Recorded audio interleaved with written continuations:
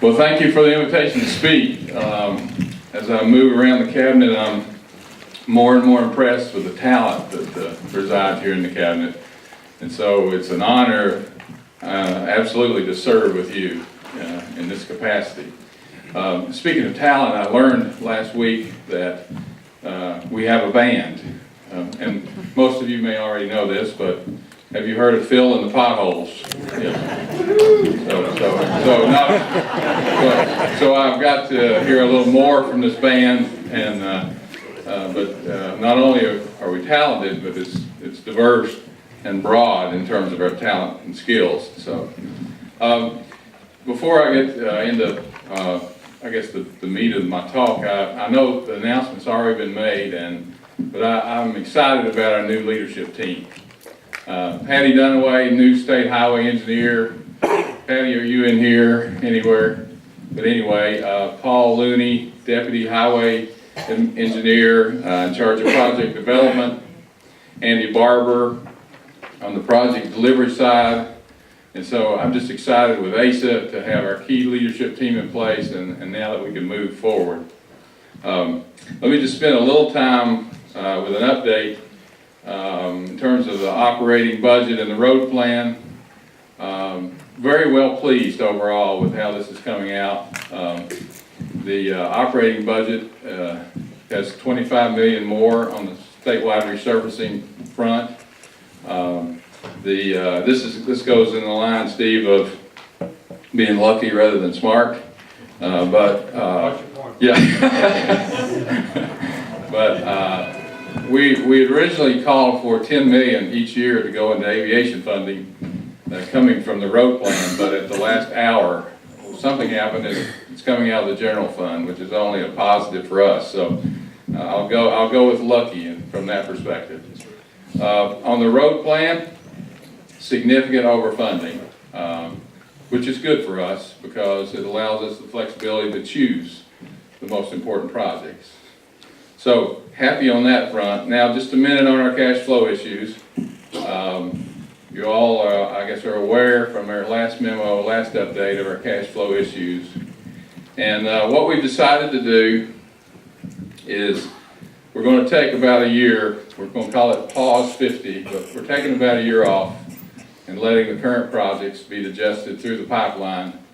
And then we're going to start flowing around summer of 17, somewhere in that time frame, start flowing new projects into the pipeline. So we think that's a good way to get our cash balance back where it needs to be. As you know, our cash balance has gone from $500 million about a year ago now down in the 250 range, and it's just unsustainable. We've been spending about $500 million more than we've been bringing in for the last 3 years. So we think that's important, and moving forward, that'll help us get on a reasonable, sustained foundation.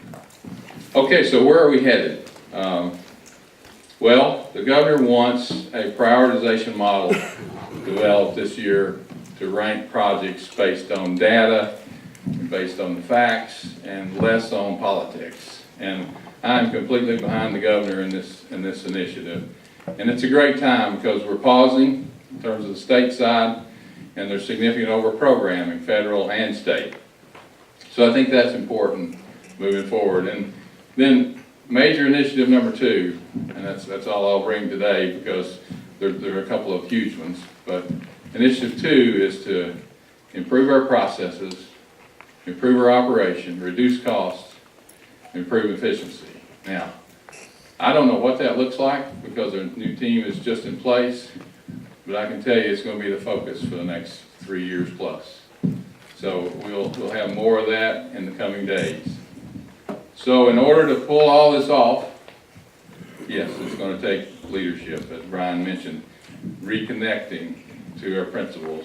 That's why this conference is so valuable today, because it's going to take leadership. A couple of thoughts on leadership. Governor Bevin looks for leaders. He uses the 3 C's: character, competence, and commitment. And I think we can all agree, certainly get behind, that those are the successful traits. You have to have that in place before anything else really happens. And then there's this thing called leading.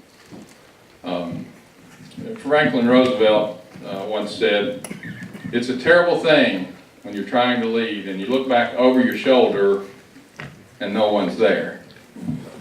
So it's a terribly simple thing. It's a simple concept, but in my 20 plus years of serving in a leadership role, more and more people miss that than anything. But if you're going to lead or you want to be a leader, you necessarily need people to want to follow you. So I'll leave you with that thought. But one final thought, and before I close, when you look at poverty in Kentucky, we're somewhere around the 20% rate in terms of folks living below the poverty line. And so if you do the math, that works out to be a little over 800,000 folks. And those folks, I think about every time they fill up with gas. Because we're getting 26 cents a gallon for every gallon they put in their tank. And so I, for one, want to be a good steward of that money. I want to stretch it as far as it absolutely will go. And I want you to join me in that desire, because that's what we're all about, is efficiency and stretching the dollar. So I want to thank you for your public service. I want to tell you that I'm excited about where we're going. A great leadership team in place. We need good leaders. It's going to take leadership to get us through this, but it's a unique opportunity because this governor truly just wants to do the right thing. It's rare to have a governor that really doesn't care too much about politics, just doing the right thing. So this is a real unique opportunity. So thank you.